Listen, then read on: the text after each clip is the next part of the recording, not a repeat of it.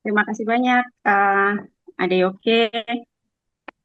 Terima kasih juga untuk Cici dan Fam untuk kesempatan. Salam kenal Kang Dede dan juga Kakak Angki.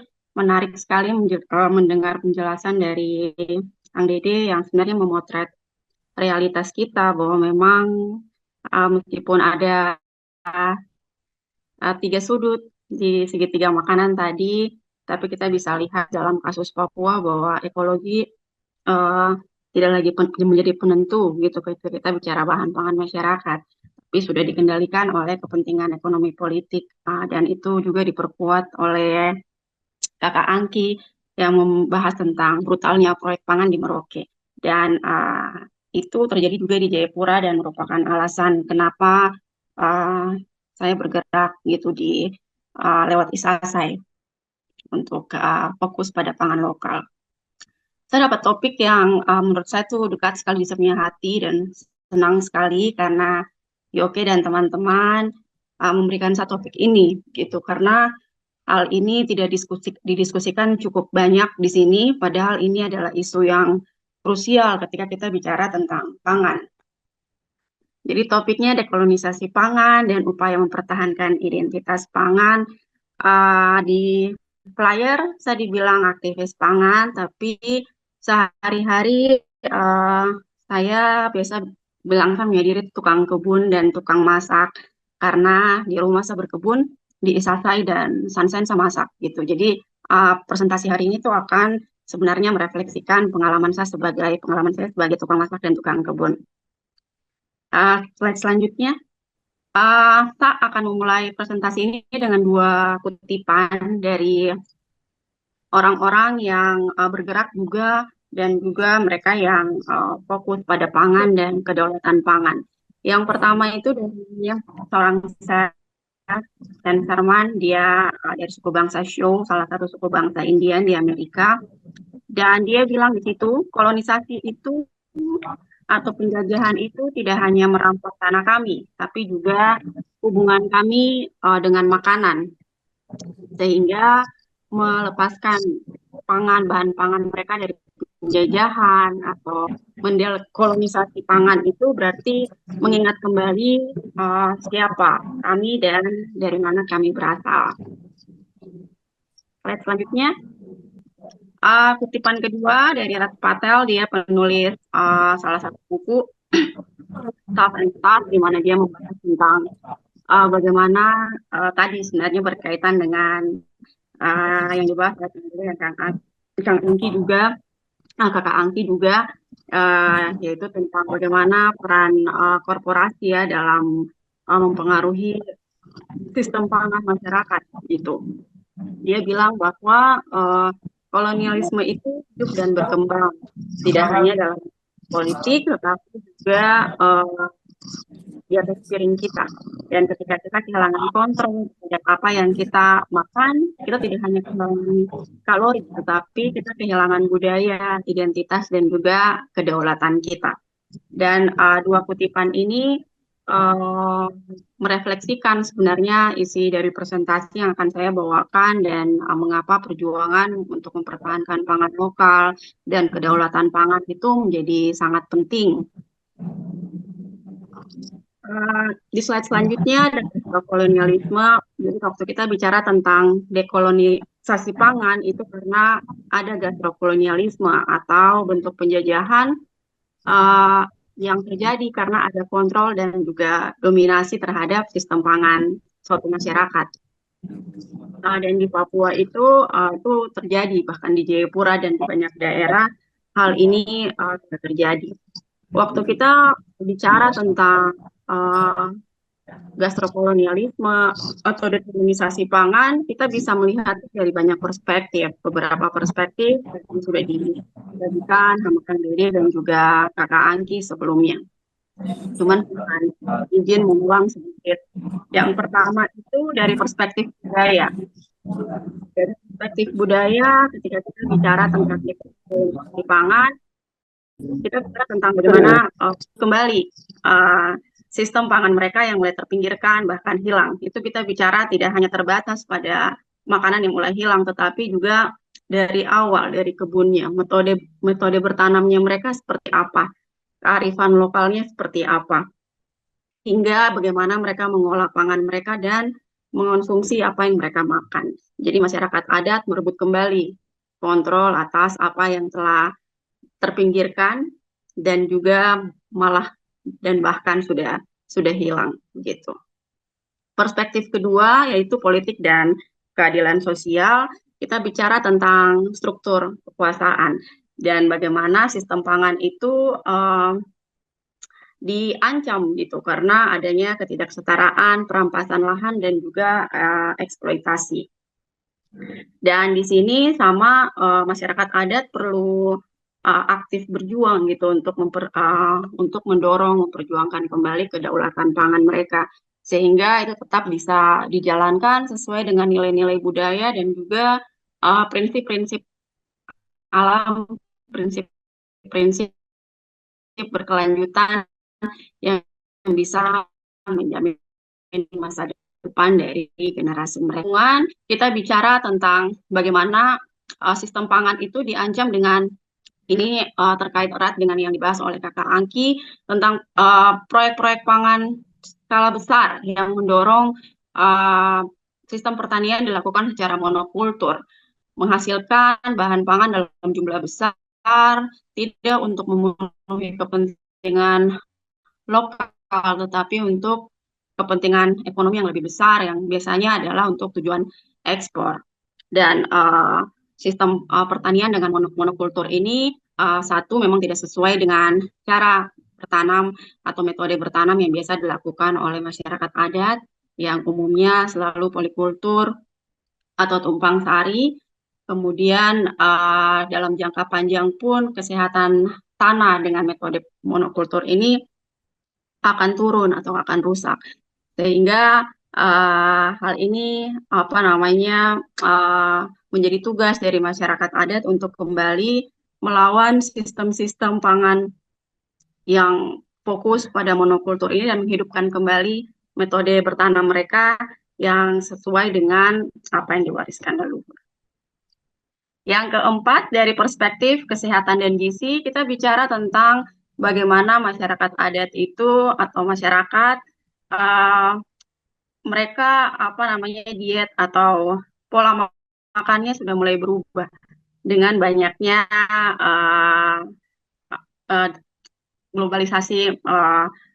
globalisasi kapitalisme, komersialisasi perusahaan multinasional, perusahaan-perusahaan makanan yang iklannya di mana-mana, dan bahan pangan itu biasanya tersedia dengan lebih murah dibandingkan bahan pangan lokal, mempengaruhi diet dan cara makan masyarakat pada saat ini. Dan ketika kita melihat dekolonisasi pangan dari perspektif ini, kita bicara tentang bagaimana kita mengembalikan pola makan yang sudah mulai berubah ini kembali ke pola makan tradisional yang lebih sehat, lebih alami, dan lebih bernutrisi tentunya. Yang terakhir, dari perspektif ekonomi, kita melihat dekolonisasi pangan adalah bagaimana kita mengurangi ketergantungan masyarakat adat terhadap perusahaan. Karena banyak sekali produk pangan, baik dari bibit, pupuk, pestisida, sampai dengan produk makanan yang diproduksi oleh perusahaan-perusahaan ini. Dan karena pasar mereka yang luas, mereka mempengaruhi gitu kebutuhan masyarakat sehingga ada ketergantungan yang tercipta di situ. Jadi ketika kita bicara dari perspektif ini, kita ingin mengembalikan kembali kekuatan dan kontrol atas pangan masyarakat kepada masyarakat. Kita tidak beli lagi bahan pangan yang dikirim jauh-jauh dan dikemas secara modern oleh orang-orang yang tidak kita lihat, tetapi kita belanja kembali ke mama-mama dong yang ada di pasar. Sehingga petani-petani kecil ini bisa tetap hidup dan keragaman dari apa yang kita punya di kebun bisa terus terjaga. Slide selanjutnya, secara singkat ada beberapa poin yang kita bisa tarik sebenarnya dari beberapa perspektif yang tadi saya bagikan gitu tentang dekolonisasi pangan.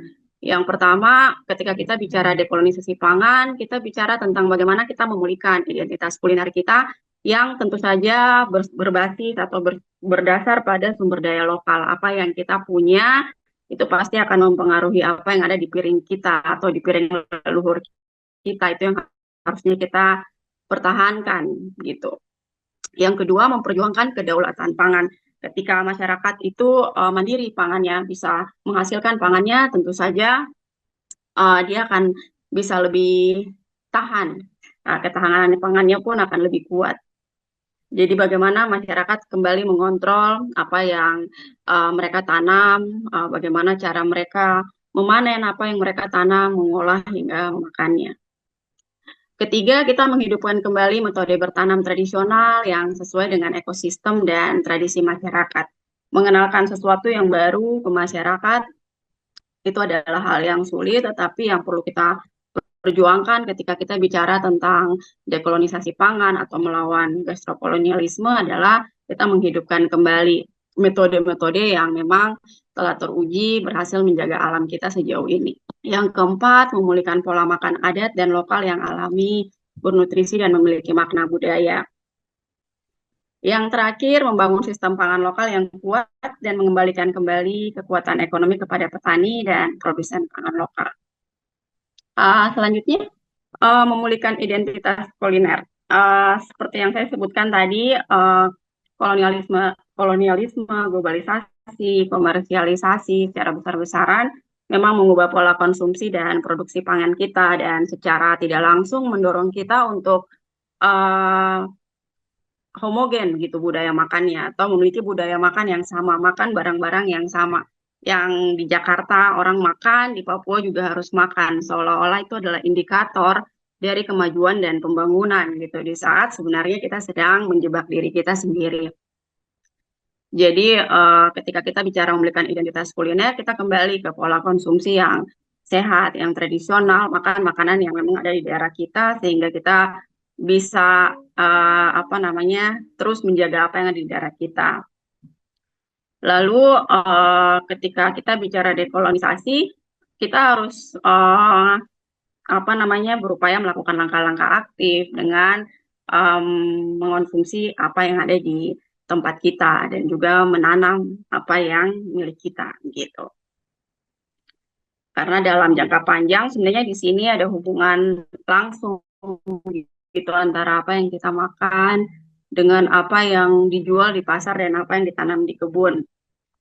Ketika kita memulihkan identitas kuliner, efeknya tidak hanya bahwa makanan ini akan ada terus di meja makan kita, tetapi kita memastikan bahwa bahan-bahan pangan lokal ini akan terus dijual oleh bapak-bapak dan mama-mama yang berjualan hasil pangan, tanah dan air kita di pasar.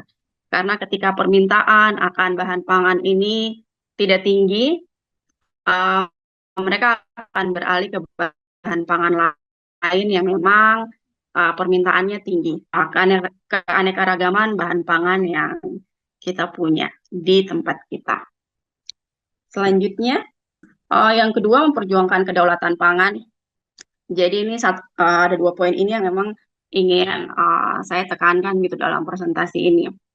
Jadi waktu kita bicara tentang pangan lokal, kita bicara tentang kedaulatan pangan, bagaimana masyarakat itu bisa secara mandiri menghasilkan pangannya.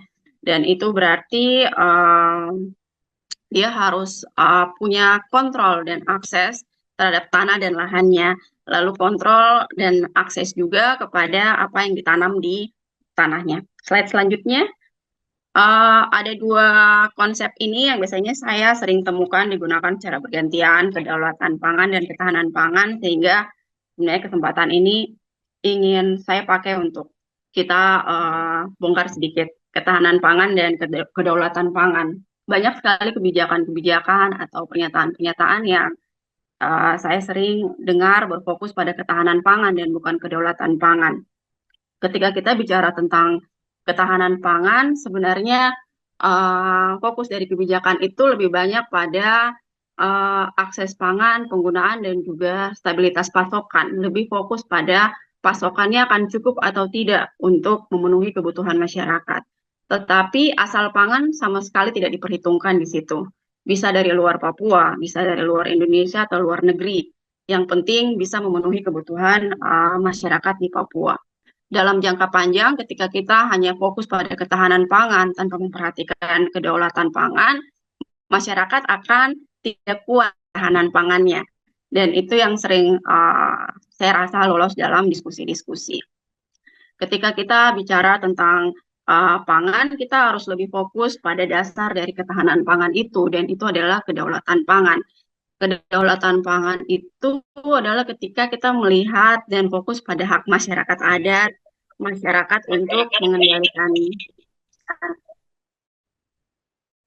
untuk mengendalikan sumber daya yang mereka miliki. Apakah mereka punya apa namanya punya akses terhadap bibit yang bisa mereka gunakan setiap waktu? Apakah mereka punya akses terhadap tanah? Apakah mereka bisa menghasilkan bahan pangan yang cukup untuk mereka? Jadi ketika kita bicara tentang kedaulatan pangan, kita bicara tentang memberikan kembali hak dan kontrol kepada masyarakat adat, dan asal pangan itu menjadi penting. Kita tahu benar dari mana uh, asal pangan yang kita konsumsi setiap hari. Dan itu tidak terjadi ketika kita hanya bicara tentang ketahanan pangan. Ketika masyarakat sudah mandiri secara pangan, mereka bisa memproduksi, mengolah dan mengonsumsi secara mandiri tanpa perlu tergantung pada pihak luar. Dalam jangka panjang, tentu saja mereka akan tahan atau lebih aman pangannya. Slide selanjutnya. Nah, ketika kita bicara tentang kedaulatan pangan, dasar atau fondasi dari ketahanan dan kedaulatan pangan ini adalah kedaulatan bibit. Dan kontrol atas bibit ini sebenarnya adalah langkah pertama untuk memastikan bahwa masyarakat itu bisa memproduksi makanan yang cukup dan berkualitas yang sesuai dengan kondisi lingkungannya. Slide selanjutnya. Kedaulatan bibit juga salah satu hal yang saya lihat lolos dari kebijakan-kebijakan dan perhatian pengambil kebijakan. Padahal ini adalah hal yang sangat penting yang perlu kita perhatikan gitu. Kalau memang kita ingin memastikan bahwa masyarakat itu akan aman dan tahan pangannya dalam kondisi apapun. Karena saya tadi di awal sudah bilang saya tukang kebun dan sudah mencoba menanam saya menanam selama 10 tahun terakhir dan tahu benar perbedaan antara bibit-bibit yang saya dapatkan secara lokal dan juga benih dan bibit yang saya beli dari toko tani. Jadi saya rasa ini adalah hal penting untuk kita sama-sama pelajari dan bergerak gitu sehingga bibit-bibit dan benih-benih lokal ini bisa kita jaga dan pertahankan. Saat ini benih-benih yang tersebar di toko tani sebagian adalah benih hibrida dan juga kita bilangnya GMO atau genetic modified organism. Jadi dulunya bisa punya nenek punya dapur itu biasanya ada bibit-bibit atau bibit-bibit dan benih-benih yang disimpan gitu, baik bibit jagung, bibit bayam, bibit kacang dan lain-lain, dan itu diwariskan dari generasi ke generasi dan bisa selalu ditanam kembali. Nah, ketika dan mulai menanam, saya menemukan bahwa ternyata hampir sekali hanya bisa digunakan sekali, dan ketika dipanen benih-benih ini tidak bisa ditanam kembali. Jadi kalau saya beli sawi, dia berbunga, ada bijinya, ditanam lagi, tidak bisa. Dan ternyata yang terjadi adalah bahwa benih-benih ini memang sudah dimodifikasi agar hanya bisa ditanam sekali. Jadi di sini saya buat perbedaan antara benih bibit dan benih lokal dan juga hibrida dan GMO. Salah satu hal paling penting dari ketiga perbedaan ini adalah bahwa bibit dan benih lokal itu dapat terus diperbanyak secara mandiri. Jadi kalau saya punya sawi yang bibitnya saya dapat dari kampung, saya bisa tanam terus tanpa perlu beli bibit baru. Sedangkan untuk benih dan bibit hibrida atau GMO yang kita beli dari toko tani, itu hanya bisa ditanam sekali saja. Jadi kalau misalnya mau tanam di musim tanam berikutnya, tentu saja kita punya mama-mama dan bapak-bapak dorang harus beli lagi kalau memang mau hasilnya bagus. Salah satu jualan yang dilakukan oleh perusahaan-perusahaan pertanian ini adalah bahwa benih dan bibit hibrida dan GMO ini memang hasil panennya lebih cepat, lebih tinggi, lebih banyak, dan beberapa dibuat untuk tahan terhadap hama. Namun dalam jangka panjang tentu saja karena tidak bisa digunakan berkali-kali, ini menciptakan ketergantungan dari kita punya mama dan bapak petani dorang terhadap perusahaan-perusahaan yang memproduksi bibit-bibit ini. Selain itu, bibit-bibit ini dimodifikasi agar hanya bisa menghasilkan hasil maksimal dengan perlakuan pestisida. Dan itu bisa ditemukan di kemasan-kemasan benih yang kita beli di toko tani. Dan hal ini kadang-kadang kurang uh, disosialisasikan dan dibagikan kepada ini salah satu hal yang mendorong Isasai untuk tidak hanya sebenarnya menjual makanan, tetapi peduli pada apa yang terjadi di kebun dan berusaha agar bibit dan benih tanaman-tanaman asli itu tetap kita kurasi untuk kita jaga. Di Isasai kita memang melakukan beberapa hal untuk mempertahankan identitas pangan, tetapi yang terpenting yang kita menjadi fokus kita saat ini adalah menghidupkan kembali bahan pangan lokal itu dan menghadirkan mereka di atas meja makan, menyajikannya untuk orang-orang nikmati agar orang mengenal gitu Papua dan Sentani secara khusus lewat makanannya. Lalu proses kurasi bibit serta koleksi pengetahuan tradisional yang selama ini mungkin kurang dibahas dan tidak kelihatan pun kita coba bagikan lewat media-media yang kita pakai. Salah satu yang kita temukan kurasi bibit yang sedang Isasai lakukan itu adalah mengkoleksi bibit ubi-ubian asli. Ada di gambar di slide selanjutnya. Ada kita punya pisang asli, ada sekitar 22 sampai 23 jenis. Dan ini sesuatu yang saya sering cerita ke teman-teman media, keragaman hayati kita sudah mulai berkurang dan tidak kelihatan di pasar. Dari 23 jenis pisang asli yang orang Sentani biasa konsumsi, di pasar kita hanya bisa temukan 6. Berarti 17 lainnya mungkin tertinggal di kebun atau mungkin sudah hilang. Waktu saya melakukan koleksi kurasi bibit ini, saya menemukan bahwa orang-orang tua di kampung mengingat namanya sudah mulai samar-samar. Anak-anak muda yang berkebun, yang seumuran saya, mereka tahu menanam tapi tidak tahu nama asli dari pisang-pisang ini dalam bahasa Sentani.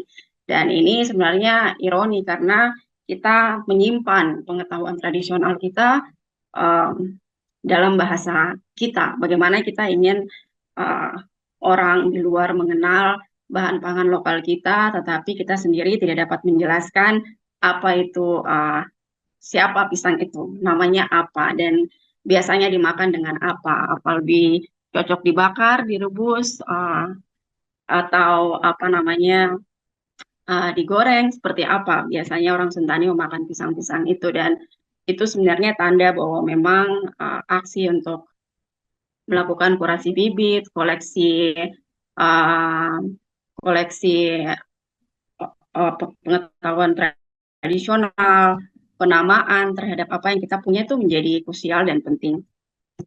Ini beberapa pisang pisang asli Sentani yang tadi saya ceritakan. Kita punya 23, beberapa ada di gambar. Ada pisang nomoy, ada wabulu, ada blau kobru, dan nama-nama ini tuh terdengar asing.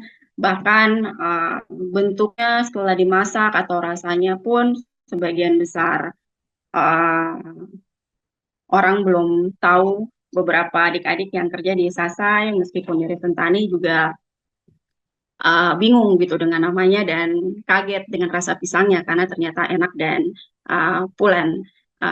Slide selanjutnya. Dan itu sebenarnya adalah tanda bahwa memang kurasi bibit dan kekayaan keanekaragaman hayati di Papua itu sangat tinggi karena bahkan di satu tempat sekecil Sentani saja kita bisa punya pisang sebanyak itu dan masyarakat atau kita sendiri tidak sadar bahwa kita memiliki semua itu.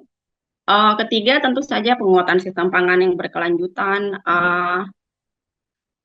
Metode-metode tradisional untuk kita menjaga kita punya tanam, juga kita punya keanekaragaman itu menjadi penting gitu. Karena ketika kita bicara identitas pangan, tetapi yang kita jual bukanlah bahan pangan yang berasal dari kita punya daerah, tentu saja jadi lucu untuk bicara ini makanan Papua atau makanan khas Sentani. Padahal misalnya kita bawa ubi dari tempat lain. Jadi kita butuh agar petani-petani, bapak-bapak di kampung tetap menanam, tetapi pada saat yang sama kita butuh mereka tetap punya akses terhadap tanam mereka dan memiliki kontrol terhadap apa yang mereka tanam di sana. Karena kalau itu tidak ada, kalau ada pengambil alihan tanah untuk tujuan-tujuan lain, tentu saja ada banyak bahan pangan yang tidak bisa ditanam, ataupun kalau ditanam hasilnya tidak akan maksimal gitu. Yang keempat, upaya kita memang masih terbatas pada memperkenalkan makanan khas Papua, terutama Sentani, untuk melawan yang tadi saya bilang upaya-upaya untuk membuat kita menjadi homogen dalam budaya makan dan pangan kita. Tetapi saya berharap ISASAI bisa menjadi satu dari banyak yang akan lahir nantinya. Sentani dan akan jadi penting membantu sekali untuk kita sama-sama belajar dan mengapa kita perlu sekali melihat kembali ke dalam kampung, mendengar kembali orang tua bercerita sehingga mendapatkan pengetahuan tentang kearifan lokal yang ada. Salah satu yang kita temui dan saya senang sekali belajar ini dari nenek-nenek orang di kampung adalah sistem atau metode bertanam yang bergantung pada matahari, bahwa mereka jarang dan tidak pernah, bukan jarang tapi tidak pernah gagal panen ketika tanam. Karena ketika mereka menanam, mereka mengikuti gerakan matahari.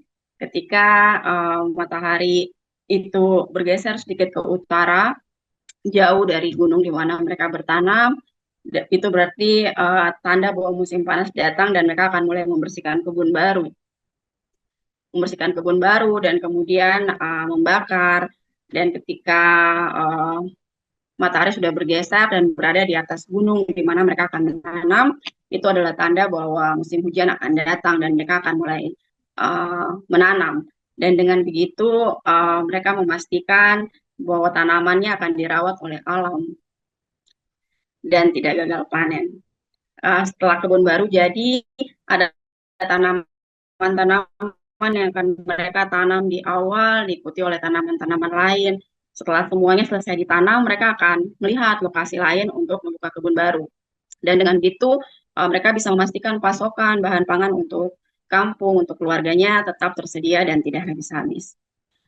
Di kebun-kebun orang Sentani, punya kampung namanya Ayapu, itu mereka masih tetap dari kebun lama, mereka akan ambil bibit-bibit, kemudian dipindahkan ke kebun baru, sehingga ketergantungan terhadap bibit dari luar itu, minta maaf, ketergantungan terhadap bibit dari luar cukup rendah, dan saya berharap ini bisa berlangsung terus, sehingga apa yang dihasilkan bisa terus dihasilkan untuk masa depan.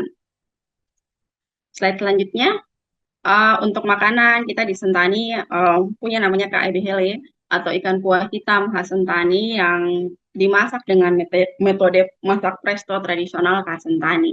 Ketika kita mengenal alat-alat presto modern saat ini, orang Sentani sudah punya metode ini lama, dan di Papua kita akan menemukan banyak sekali metode-metode masak yang sangat unik dan berbeda yang bisa dilakukan tanpa perlu bergantung pada alat-alat modern. Dan metode masak presto tradisional khas Sentani dengan menggunakan ebehele atau belanga tanah ini adalah salah satunya. Dan ikan kuah hitam ini merupakan salah satu makanan khas Sentani yang sudah mulai hilang dan mulai tidak ada gitu di rumah-rumah tangga di Sentani. Salah satunya ya karena produksi EBL ini mulai turun ya. Tidak ada, mereka rumah-rumah tangga mulai kehilangan belanga tanah, peninggalan orang tuanya, sehingga alat masaknya mulai tidak ada. Lalu juga karena masakan alam, ikan gabus juga menjadi salah satu. Padahal dulunya ikan kuah hitam khas Sentani ini merupakan makanan spesial yang dimasak pada hari Sabtu oleh keluarga untuk dimakan di hari Minggu. Karena aturan dari masyarakat yang cukup ketat bahwa hari Minggu itu adalah hari ibadah. Sehingga makanan telah disiapkan, dimasak semalaman, Minggu keluarga bisa makan bersama-sama dan beristirahat. Tidak boleh berkebun, tidak boleh mencari ikan. Jadi betul-betul KBHL ini menjadi makanan spesial yang dinikmati bersama. Dan dengan metode prosto tradisional ini, ikan ini bisa dimasak dengan tulangnya karena akan lunak dan dapat dimakan. Dan sebenarnya Isasai ingin menunjukkan bahwa sebenarnya spektrum atau luasan makanan khas Papua atau makanan khas suatu daerah di Papua itu sangat luas dan banyak. Namun kita membutuhkan apa namanya upaya-upaya untuk menunjukkan, memperkenalkan agar dia kelihatan. Karena komersialisasi besar-besaran bahan pangan atau makanan-makanan yang sifatnya lebih modern dan tren, tentu saja pangan lokal ini akan sulit untuk kelihatan, tetapi konsistensi selalu pasti akan menunjukkan hasilnya. Ini kesimpulan singkat dari presentasi hari ini. Mohon maaf agak panjang. Yang pertama, gastrokolonialisme itu bisa kita lawan kalau kita membangun kembali atau menyembuhkan kembali hubungan kita dengan masyarakat, dengan tanah, tradisi, dan kearifan lokal. Karena ketika kita mau membebaskan pangan kita dari penjajahan, berarti kita harus memiliki hubungan yang sehat dan dekat dengan tanah kita, tradisi dan juga kearifan lokal yang diwariskan leluhur, sehingga kita tetap bisa melanjutkan itu untuk generasi dan mewariskannya untuk generasi selanjutnya. Lalu identitas pangan itu menjadi penting untuk kita perjuangkan dan pertahankan karena dia merupakan refleksi atau cermin dari sehat dan hidupnya tradisi tadi dan juga pengetahuan lokal dan alam. Dan identitas pangan kita di Sentani akan berbeda dengan daerah lain di Papua dan itu yang menjadi keunikan tanah Papua secara luas. Mungkin itu saja dari saya. Terima kasih banyak. Nanti mungkin kalau ada pertanyaan kita bisa diskusi lebih banyak. Saya kembalikan kepada DOK. Ya, Kak Ulin, terima kasih banyak. Kebetulan kita tungguan nih sama-sama dari Sentani, jadi tadi kalau Kak Ulin bicara saya kayak kena-kena di hati begitu.